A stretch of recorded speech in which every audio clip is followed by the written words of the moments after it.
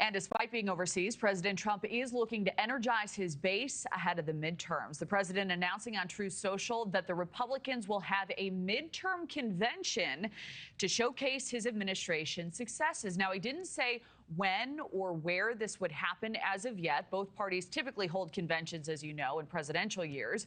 Joining us now to break all of this down is Brett Samuels, White House reporter for thehill.com. Brett, I'm really looking forward to your take here, because the timing of this is interesting. According to Politico, the president's messaging on this came just a day after Axios reported the Democrats were considering a similar move. So love to get your top line thoughts on the announcement initially. Yeah, Kelly. Well, as a spokesman for the Democratic National Committee said in response to this, imitation is the sincerest form of flattery. So they seem to be acknowledging that the president is sort of following their lead on this. But as you mentioned, conventions are typically held in presidential years. They're this big sort of culmination of the primary process where parties are picking their candidates. So it'll be very interesting to see logistically what it looks like if both parties do in fact follow through with these conventions. Obviously, Trump caught wind of the Democrats' plan and wasn't going to cede the attention to Democrats alone next summer, potentially, as they look forward to the midterms. So a lot of moving parts still involved, but certainly sort of an interesting twist to just add another convention to the mix here. Right. And I want to talk about potential upsides here, too. The article notes a pre-midterm convention would give prospective leaders from really both parties sort of an audition for 2028, boost funding, visibility.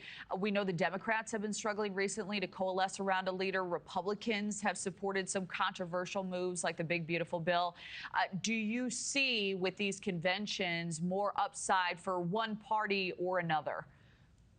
Yeah, I think, to your point, the fact that Democrats have sort of struggled to unite their base, excite voters as they sort of search for who their next voice of the party is, the sort of face of the party moving forward.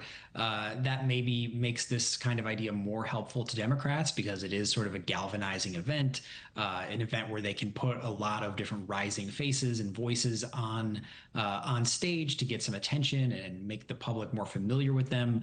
It obviously can help with fundraising, as you mentioned, and it can just kind of serve as sort of a unifying force where everyone's in the same room. It's getting a lot of eyeballs, and that can be helpful for Democrats. Whereas Republicans, Trump is sort of the undisputed leader of the party. He's somebody who presumably will go out and hit the campaign trail anyway. So, their plan is maybe a little more clear right now than Democrats without this kind of convention. Yeah, well, we'll be awaiting any upcoming details on this one. Brett Samuels from thehill.com. Always great to see you. Thank you for being here. Thank you. Thank you for watching. Subscribe below and download our NewsNation app right now on your phone, and you will get fact-based, unbiased news for all Americans.